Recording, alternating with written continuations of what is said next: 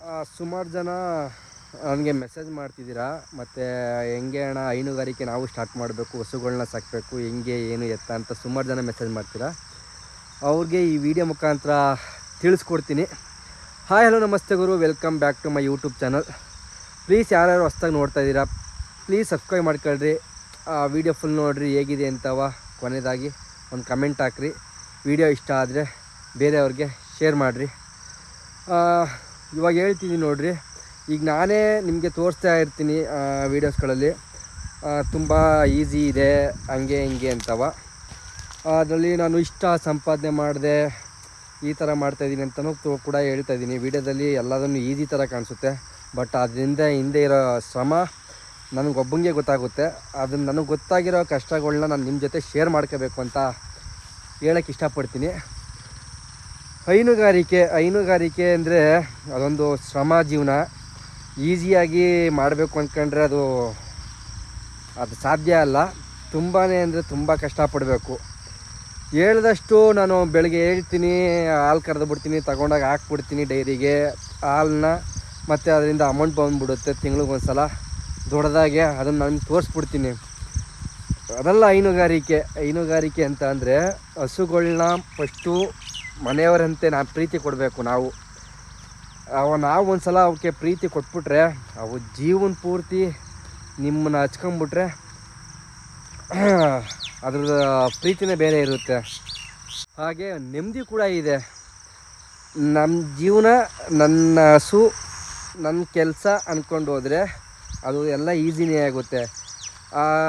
ಈ ಹೈನುಗಾರಿಕೆ ಬರೋಕ್ಕಿಂತ ಮುಂಚೆ ನೀವೆಲ್ಲನೂ ಬಿಡಬೇಕಾಗುತ್ತೆ. ನೀವು ಹೊರಗಡೆ ಸುತ್ತಾಡೋದಾಗಲಿ, ನಿಮ್ಮ ಫ್ರೆಂಡ್ಸ್ಗಳ ಸವಾಸ ಆಗಲಿ, ನಾನು ಅಲ್ಲಿಗೆ ಹೋಗ್ತೀನಿ ಇಲ್ಲಿಗೆ ಹೋಗ್ತೀನಿ, ಅಲ್ಲಿ ಕೆಲಸ ಐತೆ ಇಲ್ಲಿ ಕೆಲಸ ಐತೆ, ಅವ್ರನ್ನ ಮೀಟ್ ಮಾಡಬೇಕು, ಮತ್ತು ಒಂದೆರಡು ದಿನ ರೆಸ್ಟ್ ಮಾಡ್ತೀನಿ, ಅವೆಲ್ಲ ಬಿಟ್ಬಿಡ್ಬೇಕಾಗುತ್ತೆ. ಯಾಕಂತಂದರೆ ನಮಗೆ ಆಗುತ್ತೆ ಹಸು ಅಂತ ಅಂದರೆ ನನಗೆ ಬೇರೆಯವರೆಲ್ಲ ಇಷ್ಟ ಆಗಿರುತ್ತೆ. ಹಸುಗಳಿಗೆ ನೀವೇ ಅವಕ್ಕೆ ಪ್ರಪಂಚ.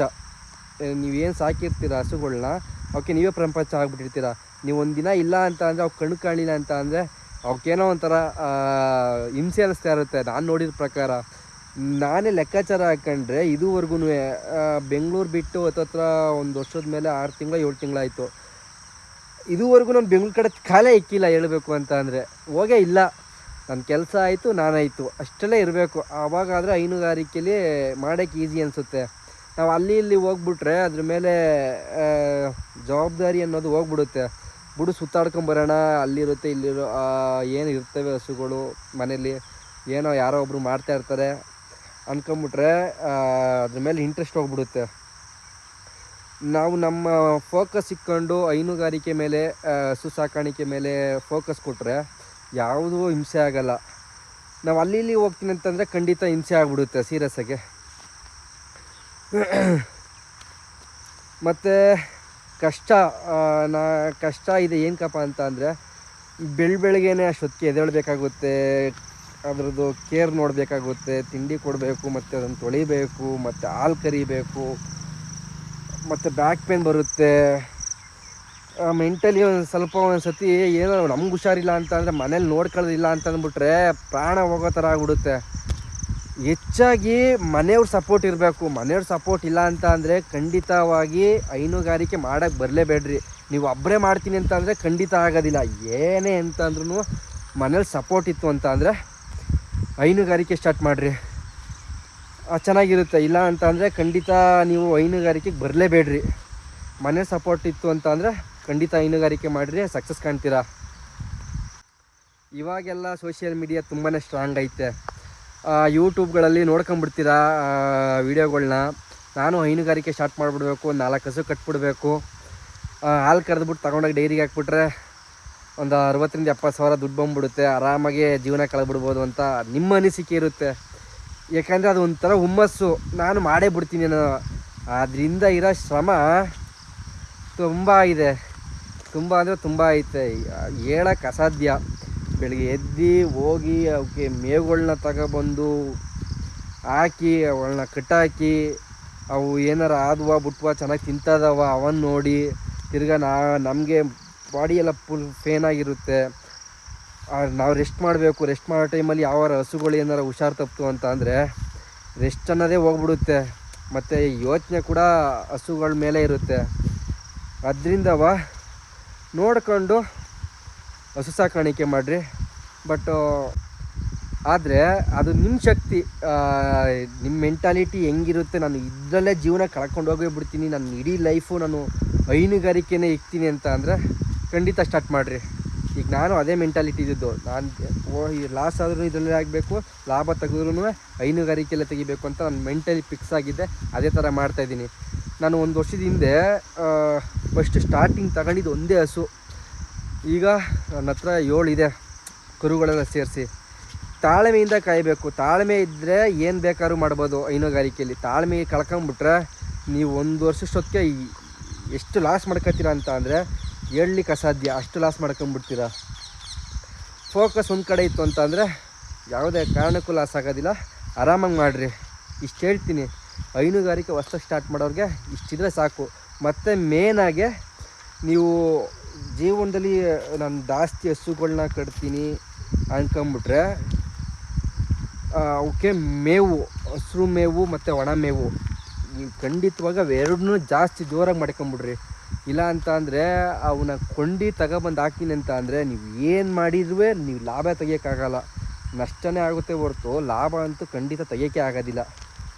ಹಸಿರು ಮೇವನ್ನ ನಿಮ್ಮದು ಮಾಡ್ಕೊಂಡ್ರೆ, ನಿಮ್ಮದೇ ಓನ್ನಾಗಿ ಬೆಳೆದು ಹಸಿರು ಮೇವನ್ನ ತಗೊಂಡೋಗಿ ಹಸುಗೆ ಹಾಕ್ತೀನಿ ಅಂತ ಅಂದರೆ ಲಾಭ ತುಂಬ ಐತೆ. ನೀವು ಎಲ್ಲನೂ ಕೊಂಡ್ಕೊಂಡೇ ಬಂದು ಹಾಕ್ತೀನಿ ಅಂತ ಅಂದರೆ ಯಾವುದೇ ಕಾರಣಕ್ಕೂ ಲಾಭ ಆಗಲ್ಲ. ಇಷ್ಟು ಹೇಳ್ತೀನಿ. ಹೊಸ್ದಾಗಿ ಯಾರು ಬರಬೇಕು ಅಂದ್ಕೊಂಡಿದ್ದೀರಾ ಹೈನುಗಾರಿಕೆಗೆ, ಇಷ್ಟು ಪಾಲನೆ ಮಾಡಿರಿ, ಸಕ್ಸಸ್ ಕಾಣ್ತೀರಾ. ಇಲ್ಲ ಅಂತ ಅಂದರೆ ಇವೇನು ಮಾಡೋಕ್ಕಾಗಲ್ಲ, ನಾನು ಸುತ್ತಾಡ್ಕೊಂಡೇ ಇರ್ತೀನಿ, ಅವರು ನಮ್ಮ ಫ್ರೆಂಡ್ಸ್ನ ಬಿಡೋಕ್ಕಾಗಲ್ಲ ಅಂತ ಅಂದರೆ ನೀವು ಖಂಡಿತ ಹೈನುಗಾರಿಕೆ ಮಾಡಲೇಬೇಡ್ರಿ. ಹೈನುಗಾರಿಕೆಯಲ್ಲಿ ನೀವು ಸ್ಟಾರ್ಟಿಂಗ್ ಲಾಭ ಕಾಣ್ತೀನಿ ಅಂತ ಅನ್ನೋದನ್ನ ಮೈಂಡಿಂದ ತೆಗೆದಾಕ್ಬಿಡ್ರಿ. ಸ್ಟಾರ್ಟಿಂಗ್ ನೀವು ಲಾಭ ಕಾಣೋಕ್ಕಾಗಲ್ಲ. ನೀವು ಲೈಫ್ ಟೈಮ್ ದುಡ್ಡು ನೋಡಬೇಕು ಅಂತ ಅಂದರೆ, ಒನ್ ಟೈಮ್ ದುಡ್ಡು ನೋಡಬೇಕು ಅಂತ ಅಂದರೆ ಕನಿಷ್ಠ ಪಕ್ಷ 1 ವರ್ಷನಾರ ನೀವು ಸೈಕಲ್ ಹೊಡಿಬೇಕಾಗುತ್ತೆ ಹೈನುಗಾರಿಕೆಯಲ್ಲಿ. 1 ವರ್ಷ ಚೆನ್ನಾಗಿ ದುಡಿದ್ಬಿಟ್ರೆ ಒಂದು 4ರಿಂದ 5 ಹಸು ಮಾಡ್ಕೊಂಬಿಡ್ರಿ ಸಾಕು. 5 ಹಸು ಮಾಡ್ಕೊಂಡ್ರೆ 2 ಹಸುದು ಖರ್ಚು ಹೋಯ್ತು ಅಂತ ಅಂದ್ರೂ ಇನ್ನು 3 ಹಸುದು ದುಡ್ಡು ಉಳಿಯುತ್ತೆ. 1 ಹಸುಗೆ ಇಲ್ಲ ಅಂತಂದ್ರೂ ಒಂದು 17,000 ದುಡ್ಡು ಎತ್ಬೋದು ನನ್ನ ಅನಿಸಿಕೆ ಪ್ರಕಾರ. 1 ಹಸುನಲ್ಲಿ ಚೆನ್ನಾಗಿರೋ ಕ್ವಾಲಿಟಿ ಹಸುಗಳನ್ನ ತಗೊಂಡ್ರೆ 1 ಹಸುನಲ್ಲಿ ಒಂದು 17,000ರಿಂದ 18,000 ದುಡ್ಡು ಎತ್ಬೋದು ಲಾಭನ. ಹಂಗಿದ್ರೆ ಖಂಡಿತ ಹೈನುಗಾರಿಕೆಗೆ ಬನ್ನಿ. ಇಷ್ಟು ಹೇಳ್ತೀನಿ. ಮೇನಾಗೆ ಶ್ರಮ ಪಡ್ರಿ. ಶ್ರಮ ಇಸ್ ಇಂಪಾರ್ಟೆಂಟ್. ಕಷ್ಟ ಇದೆ. ಹಂಗೂ ಲಾಭ ಕೂಡ ಇದೆ. ಲಾಭನ ಒಳ್ಳೆದು ಯೂಸ್ ಮಾಡ್ಕೊಳ್ರಿ. ಬರ್ತಾ ಆ ಲಾಭ ದುಡ್ಡಲ್ಲಿ ಇನ್ನೊಂದು ಹಸುಗಳನ್ನ ತಗೊಳಕ್ಕೆ ಟ್ರೈ ಮಾಡಿರಿ. ಹಸುಗೆ ಜಾಸ್ತಿ ಮಾಡಿಕೊಂಡು ಹೈನುಗಾರಿಕೆನ ಹಂಗೆ ಡೆವಲಪ್ಮೆಂಟ್ ಮಾಡಿದ್ರೆ 1 ಟೈಮ್ ದುಡ್ಡು ಸಿಗುತ್ತೆ. ಒಂದೇ ಟೈಮು ನೀವು 1 ವರ್ಷ ಏನು ಕಷ್ಟಪಟ್ಟಿರ್ತೀರಾ ಅದು ನೆಕ್ಸ್ಟ್ನೇ ವರ್ಷಕ್ಕೆ ಅದ್ರದ್ದು ಈ ವರ್ಷದ್ದು ಮತ್ತು ಮುಂದಿನ ವರ್ಷದ್ದು ಎರಡೂ ಒಂದೇ ಸಲ ಅಮೌಂಟ್ ಸಿಗುತ್ತೆ. ನಾನು ಅದೇ ಥರ ಮಾಡಿದ್ದು. ನನಗೂ ಸ್ಟಾರ್ಟಿಂಗ್ ಕಷ್ಟನೇ ಆಯಿತು. ನಾನು 1 ಹಸು ತಗೊಬಂದಾಗ ಏನೂ ಉಳಿತಾವಲ್ಲಪ್ಪ, ಏನಪ್ಪ ಸಾಕೋದು, ಹೆಂಗಪ್ಪ ಸಾಕೋದು, ಇದರಿಂದ ಆದಾಯ ಮಾಡ್ಬೋದಾ ಅಂದ್ಕೊಂಡಿದ್ದೆ. ಆದರೆ ಬರ್ತಾ 2 ತಿಂಗಳು ಬಿಟ್ಕೊಂಡು ಇನ್ನೊಂದು ಹಸು ತಗೊಂಡೆ, ಮತ್ತು ಇನ್ನೊಂದು 2 ತಿಂಗಳು ಬಿಟ್ಕೊಂಡು ಇನ್ನೊಂದು ಹಸು ತಗೊಂಡೆ, ಮತ್ತು ಇನ್ನೊಂದು 3-4 ತಿಂಗಳು ಬಿಟ್ಕೊಂಡು ಇನ್ನೊಂದು ಹಸು ತಗೊಂಡೆ. ಅದೇ ಥರ ಮಾಡ್ಕೊಂಡು ಈಗ ಅಷ್ಟು ಹಸು ಮಾಡ್ಕೊಂಡಿದ್ದೀನಿ. ಅದರಿಂದ ನನಗೆ ಏನೂ ನಷ್ಟ ಅನ್ನಿಸ್ತಾ ಇಲ್ಲ. ಈಗ ಸುಮಾರು ಜನ ಹೇಳ್ತಾರೆ ಅದು ತಿಂಡಿನೇ ಅದೇ ತಿಂತದೆ, ಮೈ ಮೇಲೆ ಬರುತ್ತೆ ಖರ್ಚು. ಏನಕ್ಕೆ ಬರುತ್ತೆ ಖರ್ಚು ಮೈ ಮೇಲೆ? ಬರೋಲ್ಲ. ನಾನು ಇದುವರೆಗೂ ನನ್ನ ಕೈಯಿಂದ 1 ರೂಪಾಯಿ ದುಡ್ಡು ಹಾಕಿಲ್ಲ. ಸೀರಿಯಸ್ಸಾಗಿ ಹೇಳ್ತಾಯಿದ್ದೀನಿ. ಒಂದೇ 1 ರೂಪಾಯಿನ ಈ ಹೊರಗಡೆಯಿಂದ ಸಾಲ ತಗೊಬಂದು ಅವಕ್ಕೆ ದುಡ್ಡು ಹಾಕಿಲ್ಲ. ಅದ್ರ ದುಡ್ದು ಅದರಿಂದ ಲಾಭನೇ ತೆಗ್ದಿನೇ ಹೊರತು ನಷ್ಟ ಕೂಡ ಮಾಡ್ಕೊಂಡಿಲ್ಲ. ಯಾಕಂದರೆ ಅದ್ರ ಫೋಕಸ್ ನಮ್ಗೆ ಹಂಗಿದೆ. ಈಗ ನಾನು ಎಲ್ಲೇ ಹೋಗ್ಬೇಕು ಅಂತ ಅಂದ್ರೂ ಫಸ್ಟ್ ಎಲ್ಲ ಕೆಲಸ ಎಲ್ಲ ಮುಗಿಸಿ ಹೋದ್ರೂ ತಿರ್ಗಾ ರಿಟರ್ನು ಅದು ಇನ್ ಟೈಮ್. ನಾನು ಏನು ಹಸುಗಳಿಗೆ ಈಗ ನೀರು ಕುಡಿಸೋದಾಗಲಿ ಮೇವು ಹಾಕೋದಾಗಲಿ ಇನ್ ಟೈಮಲ್ಲಿ ಇರ್ತೀನಿ ನಾನು.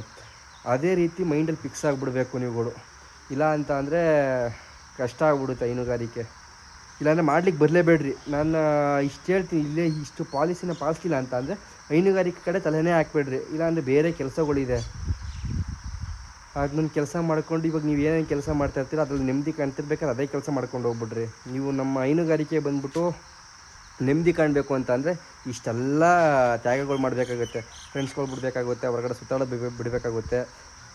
ಮತ್ತು ಇಲ್ಲಿ ಅಕ್ಕಪಕ್ಕ ಊರುಗಳಲ್ಲಿ ಫಂಕ್ಷನ್ಗಳು ಇರ್ತದೆ, ಹೋಗಿ ಅಟೆಂಡ್ ಮಾಡ್ಬಿಟ್ಟು ಬರ್ತೀನಿ, ಅವೆಲ್ಲ ಇಲ್ಲ. ಈಗ ಎಕ್ಸಾಂಪಲ್ಲು, ಈಗ ಒಂದು ಹಸು ಕರು ಹಾಕಬೇಕು ಅಂದ್ಕೊಂಡಿರ್ತೀರ, ಕರು ಹಾಕುತ್ತೆ ಅನ್ಕೊತಿರ್ತೀರ.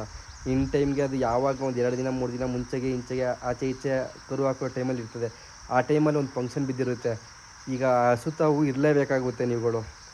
ಇಲ್ಲ ಅಂತ ಅಂದರೆ ಅದು ಏನಾಗುತ್ತೆ ಏನು ಬಿಡುತ್ತೋ, ಏನೋ ಒಂಚೂರು ಹೆಚ್ಚು ಕಮ್ಮಿ ಆಯಿತು ಅಂತ ಅಂದರೆ ಹಸುಗಳ್ನ ತುಂಬ ಕೇರಾಗಿ ನೋಡ್ಕೊಂಡಿರ್ತೀರ. ಏನೋ ಆಗಿ ಏನೋ ಆಗೋಯ್ತು ಅಂದ್ಕೊಳ್ರಿ, ಯಾರಿಗೆ ಲಾಸ್ ಆಗುತ್ತೆ? ನಮಗೆ ಲಾಸ್ ಆಗೋದು.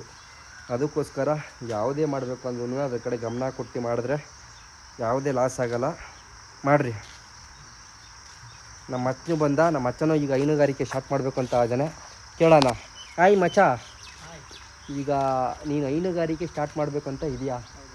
ದೊಡ್ಡದಾಗೆ ಹೆಂಗೆ ಏನು ಮಾಡ್ತೀಯಾ? ಮನೆ ಕಟ್ಟಬೇಕು. ಮನೆ ಕಟ್ಟಬೇಕು. ಮನೆ ಕಟ್ಟಿ 10 ಕಟ್ಟಬೇಕು. 10 ಸ್ಟಾರ್ಟಿಂಗೇ ಕಟ್ಬಿಟ್ಟು 10 ಸ್ಟಾರ್ಟಿಂಗ್ ಒಂದು 4 ಬೆಳೀತಾ ಮಾಡೋದು ನೋಡಿ. ಇದು ಇಂಪಾರ್ಟೆಂಟ್. ಈಗ ಆಲ್ರೆಡಿ ಐತೆ, ಒಂದು 2 ಹಸು ಐತೆ. 2 ಐತೆ?